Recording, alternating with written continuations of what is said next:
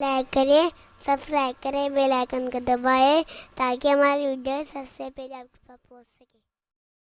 جس نے اس عشرے میں کسی مسکین کو کچھ خیرات دی، اس نے گویا اپنے پیغمبروں کی سنت پر صدقہ کیا۔ یعنی اگر کوئی شخص عشرہ ذی الحجہ میں کسی مسکین کو کچھ دے تو انبیاء کرام علیہم الصلاۃ والسلام کی سنت پر صدقہ کیا۔ پتہ چلا انبیاء کرام علیہم الصلاۃ والسلام عشرہ ذی الحجہ میں صدقہ کثرت سے کیا کرتے اور مسکین کی جھولیوں کو بھرا کرتے۔ جس نے ان دنوں میں کسی کی عیادت کی، اس نے اولیاء اللہ اور ابدال کی عیادت کی۔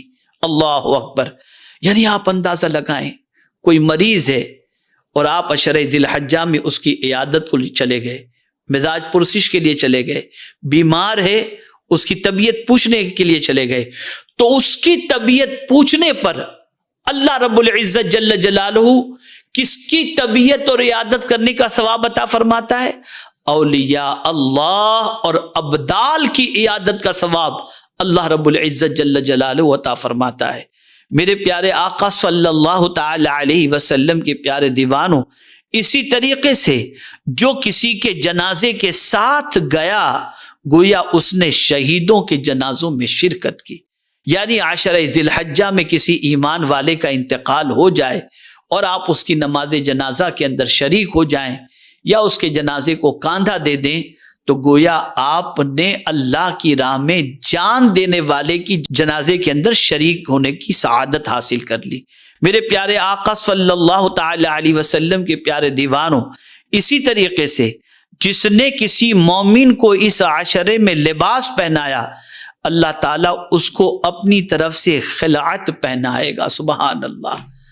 آپ اندازہ لگائیں، مومن فرمایا گیا، کسی بھی مومن کو آپ نے کپڑا پہنا دیا اس عشرے کے اندر، تو میرا مولا آپ کو قیامت کے دن، یعنی عشرہ ذی الحجہ میں کسی کو کپڑا کسی مومن کو پہنانے پر پروردگار خلعت عطا فرمائے گا، آپ کو تاج عطا فرمائے گا، آپ کو وقار عطا فرمائے گا، اور پروردگار جل جلالہ اپنے حبیب صلی اللہ علیہ وسلم کے صدق و طفیل کرم کی نظر فرمائے گا۔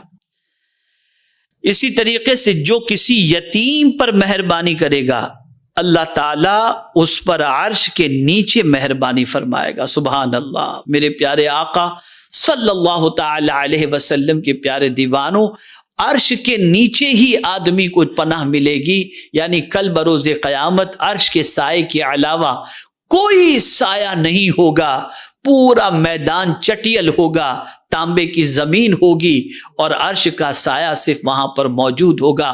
اب عرش کے سائے کے نیچے، عرش کے نیچے سے اگر آپ چاہتے ہو کہ اللہ مہربانی فرمائے، تو اس کے لیے بہتر عمل یہی ہے کہ ہم عشرہ ذی الحجہ میں کسی یتیم پر مہربانی کریں تو اللہ تعالیٰ عرش کے نیچے سے ہم پر مہربانی فرمائے گا۔ اسی طریقے سے جو شخص کسی عالم کی مجلس میں اس عشرے میں شریک ہوا، وہ گویا انبیاء و مرسلین علیہم الصلاۃ والتسلیم کی مجلس میں شریک ہوا۔ سبحان اللہ۔ میرے پیارے آقا صلی اللہ تعالی علیہ وسلم کے پیارے دیوانوں، یہ سیدنا غوث الثقلین قطب ربانی محبوب حقانی قندیل نورانی میرا شاہ شیخ سیدنا سید عبد القادر جیلانی رضی اللہ تعالی عنہ کے ارشادات ہیں۔ آپ اندازہ لگائیں، انبیاء کرام علیہم الصلاۃ والسلام کی مجلس میں شریک ہونے کا ثواب اللہ اس بندے کو عطا فرماتا ہے جو عشرہ ذی الحجہ میں کسی عالم، یعنی مراد سنی عالم، صحیح العقیدہ عالم کی مجلس کے اندر شریک ہوا، ان کے درس میں شریک ہوا، اللہ تعالیٰ اس کو اتنا اونچا ثواب عطا فرمائے گا گویا وہ انبیاء و مرسلین کی نشست کے اندر اور ان کی مجلس میں شریک ہوا۔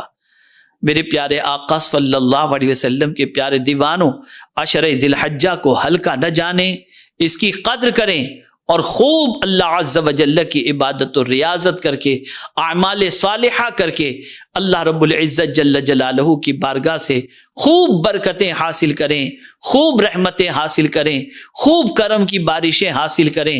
ہماری ویڈیو کو لائک شیئر ضرور کریے.